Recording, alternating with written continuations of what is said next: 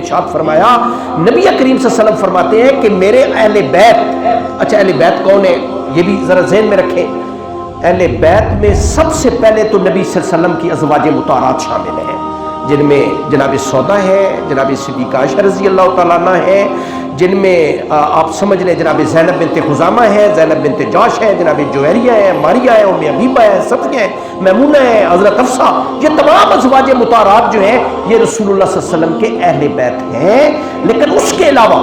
صدیقہ عائشہ رضی اللہ تعالیٰ عنہ، ام سلمہ رضی اللہ تعالیٰ عنہ روایت کرتی ہیں، ام سلمہ کہتی ہیں رسول اللہ میرے گھر میں تشریف رکھتے تھے،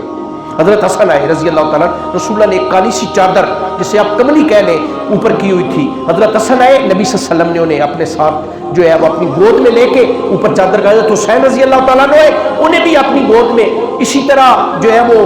حضرت فاطمہ الزہرا آئی، انہیں بھی اپنے جو اس میں کملی میں، حضرت علی رضی اللہ تعالیٰ انہیں بھی لپیٹ کے اوپر چادر کر کے فرمایا اللہم ہؤلاء اہل بیتی، یا اللہ یہ میرے گھر والے ہیں۔ ام سلمہ رضی اللہ تعالیٰ نے روایت کرتی میں نے عرض کیا یا رسول اللہ مجھے بھی چادر میں شامل کر لیں، فرمایا تم تو پہلے سے ہی شامل ہو، لہٰذا میری تمام ازواج مطہرات بھی اہل بیت میں شامل ہے۔ رسول اللہ نے فرمایا یہ بھی میرے گھر والے ہیں۔